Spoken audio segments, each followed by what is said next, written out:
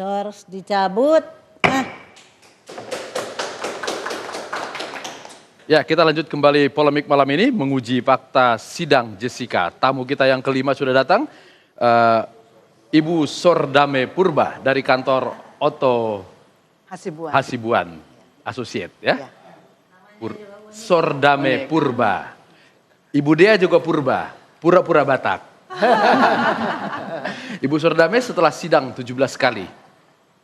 Dari senyumnya kelihatan ada keyakinan bahwa kliennya tidak terbukti bersalah. Apa begitu? Oh iya. Apa saya sudah jadi ahli membaca senyuman? Seperti ahli yang ditampilkan tadi ya, untuk membaca. Jadi begini, sebenarnya bukan hanya hari ini saya senyum. Sejak awal kita menangani perkara ini, keyakinan itu kita miliki. Ya. Bagaimana kami bertemu dengan klien, bagaimana kami bertemu, membaca semua dokumen, sehingga kami yakin dengan itu. Tapi bukan berarti kami langsung mengatakan bahwa bukan dia. Mari kita lihat persidangan. Dengan persidangan yang sudah 17 kali, saya semakin yakin. Justru Mas, saya semakin yakin itu pada saat CCTV diputarkan. Saya semakin yakin kalau Jessica itu tidak ada melakukan ataupun memasukkan sesuatu atau katakanlah yang sekarang lagi disebut-sebut sianida ke dalam kopi itu. Di mana dasar keyakinan itu? Apakah memang seharusnya terlihat jelas tangan memasukkan ke dalam gelas baru bisa sebagai satu alat bukti menyatakan klien Anda bersalah? Salah satu, ya itu benar salah satu. Tapi ada banyak yang harus dibuktikan. Karena ini kan pembunuhan berencana. Ya. Pembunuhan berencana ini kan ada rangkaiannya, ada persiapannya, ada motifnya. Persiapan itu sama sekali, sudah 17 kali sidang, itu tidak ada terbukti apapun. Kalau memang ini suatu perencanaan, dia berarti merencanakan dia akan membunuh dengan apa? Katakan sekarang dengan sianida. Sianida itu dia dapatkan dari mana? Ada buktikah dia membeli sianida atau memperoleh dari mana? Kemudian ada buktikah dia membawa itu pakai apa? Di kantongkah, di tas atau di mana? Tidak ada bukti. Kemudian ada buktikah apa dia ada memasukkan? Puncak daripada menurut kami nih, puncak daripada bukti yang dimiliki oleh jaksa adalah CCTV. CCTV kita sudah melihat bersama. Dikatakan pada jam 16:29, disitulah ada gerakan memasukkan, seolah-olah memasukkan. Tapi kita sebenarnya bisa buktikan bahwa itu bukan gerakan masukkan, ini berhenti. Tapi pencahayaan yang ada, hitam putih. Pada jam seperti itu kita bisa melihat, buktikan di WA, ada komunikasi intens dengan Mirna. Kamu sudah di mana? Saya sudah sampai, saya menunggu. Artinya tangan sedang berada di atas handphone? Ya. Dia sedang bermain handphone. Handphone ini kadang dia masukkan, kadang ditaruh. Sehingga ada pergerakan-pergerakan itu. Baik, Mbak Dea, CCTV alat bukti dalam hukum pidana? Betul, salah satu alat bukti. Tetapi dalam alat bukti tersebut harus menggambarkan adanya pergerakan yang sesuai didakwakan. Apabila didakwakan melakukan pembunuhan berencana, ya kegiatan membunuhnya harus terlihat di CCTV. Ketika CCTV tidak melihatkan apa-apa, ya dia tidak menjadi alat bukti yang menunjukkan ada rangkaian tindak pidana di situ. Ketika waktu itu hadir ahli dari seorang digital forensik bilang bahwa kalaupun tidak terlihat tapi dalam rangkaian gambar itu bisa dibaca sebagai sebuah puzzle. Apakah itu dalam hukum pidana, dalam pemutusan perkara ini memang tidak bisa dibaca sebagai puzzle, tapi harus terlihat secara nyata? Saya menyatakan hukum pidana adalah mencari kebenaran material. Harus tergambar jelas bahwa ada rangkaian perbuatan, rangkaian kegiatan, unsur-unsurnya harus jelas. Bahwa dia melakukan pembunuhan berencana. Jadi kegiatan membunuhnya itu harus terlihat jelas. Ketika dia tidak terlihat jelas, mau dihadirkan 1000 ahli, dia akan tetap dihitung satu ahli, dihadirkan CCTV, ya tidak akan berarti apa-apa ketika CCTV tidak menunjukkan ada kegiatan membunuh di situ. Baik, ya Bapak Ibu sekalian, kita tersambung secara telepon dengan orang tua Wayan Mirna Salihin, ada Pak Darmawan Salihin. Pak Darmawan, selamat malam.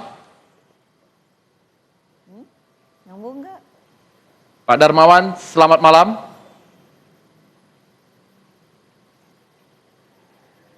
Ya, terputus dulu dengan Pak Darmawan. Ya, Pak Thomas tadi mau bicara? Mau menambahkan apa? Tadi pimpinan mengatakan ini peristiwa unik ya. Oke. Jadi saya melihat saat ini ya, yang paling tahu itu adalah Jessica. Ya.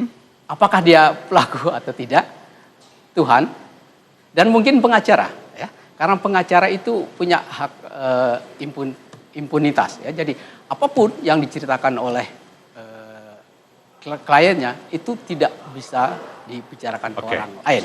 Ini. Jadi saya menaruh harapan besar kepada proses peradilan pidana yang sekarang.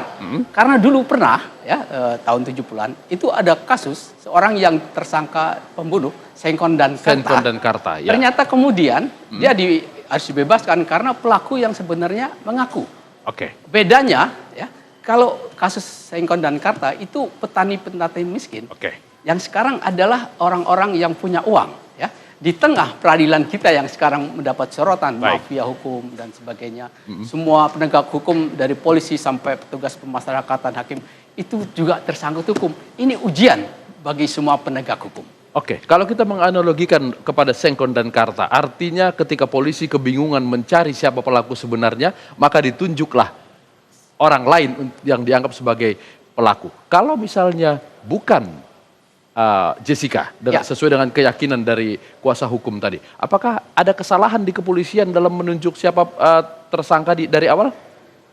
Yang pertama, kalau Sengkon dan Karta, dulu polisi ya, itu masih bisa melakukan kekerasan, ya. Ada paksaan. Nah, bedanya yang sekarang itu sudah polisi sudah melakukan yang disebut scientific investigation, jadi saksi ahli. Ya. Tapi dari awal saya melihat beberapa kali polisi itu BAP-nya dibolak-balik oleh jaksa. Nah, ini ada suatu memang ada kekurang yakinan atau kekurang profesionalisme. Ya, kita coba berbincang lagi dengan Pak Darmawan Salihin. Pak Darmawan, selamat malam. Malam. Pak Darmawan, setelah sidang 17 kali, bagaimana keyakinan Anda kepada kasus ini? Gini loh, yakin nggak yakin itu kan masih bisa ya nggak yakin atau yakin. Ini 1 miliar % ini udah pasti dia. Ya. Jadi tinggal nanti kita tunggu aja sidangnya ya, tunggu ada Bu Basbet katanya di situ ya, Umi Basbet. Assalamualaikum. Waalaikumsalam Pak Darmawan, apa kabar? Ya, jadi biar aja nanti hakim yang nentuin gitu, saya juga udah capek sih ngikutinya. Jadi semua saksi siapapun tayang ya dicakar gitu. Semua pakar dicakar. Ya namanya juga itu kerjaan lawyer, kita harus tahu apa-apa. Ya. Biar aja. Nanti kan dibuktikan itu. Nanti yang terakhir kan saya akan buktikan. Pak Darmawan masih menyimpan kartu truf? Oh iya dong. Biasa sama saya nyimpen kartu trufnya itu. Nah, kenapa tidak dikeluarkan ketika kesempatan menghadirkan saksi ahli dari pihak jaksa? Bukan, jadi ahli dari pihak Otto pembelanya nanti yang kita tunggu. Setelah dia confirm, baru kita keluarin.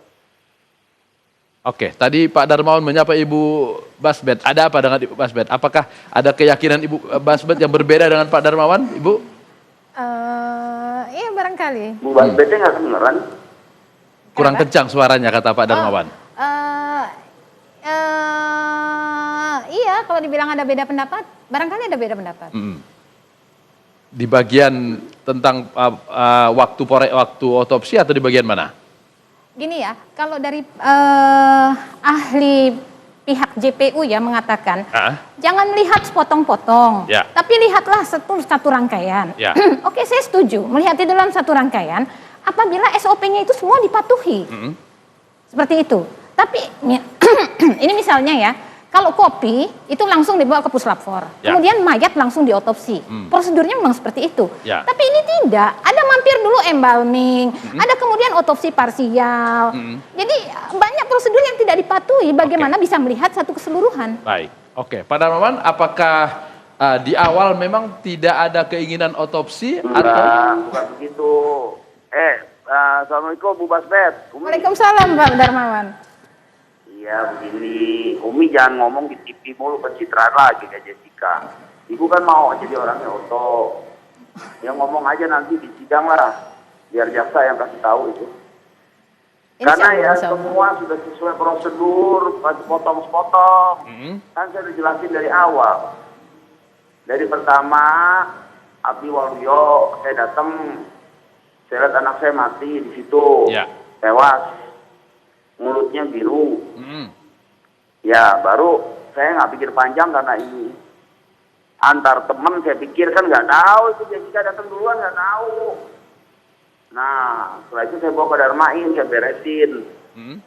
Dan kita nggak mau juga ya langsung diotopsi segala macam. Memangnya saya curiga sama Jessica sama si Hani kan belum.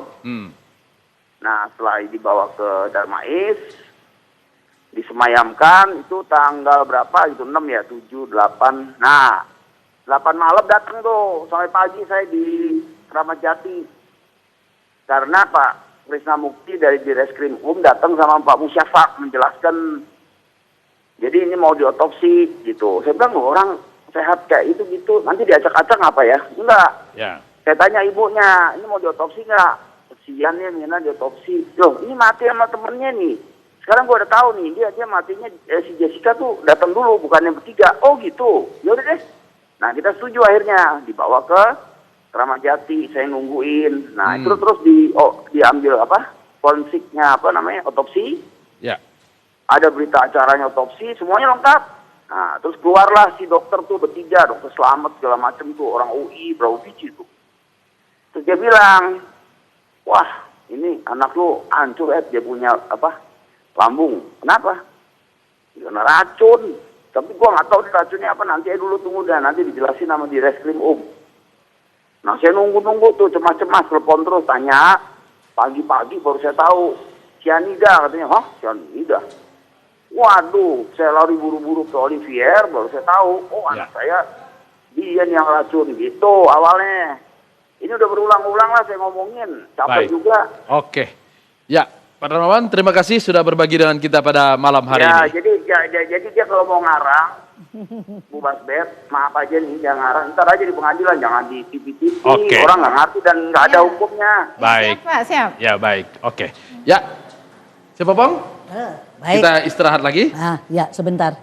Tadi mendengar kalimat dari Bapak yang mengatakan bahwa ada akhirnya dibebaskan karena ada yang mengaku, ya kan? Nah, dan itu bisa terjadi. Ya, orang disuruh ngaku tapi diberi duit yang gede, ya. Itu terjadi dulu pada saat tahun 80-an, DC. Ingat gak? DC sama siapa yang anak orang miskin yang akhirnya itu harus disuruh ngaku. Bapak-bapak apalah tuh namanya lupa. Akhirnya untuk menyelamatkan siapa sebetulnya yang membunuhnya pelakunya. Baik. Waktu itu kan masih ingat kan? Nah, itu jadi mungkin saja bisa kejadian. Tapi coba punya keyakinan pada suatu saat entah nanti 10-20 tahun lagi itu akan terungkap siapa. Nah, enggak berhenti dulu.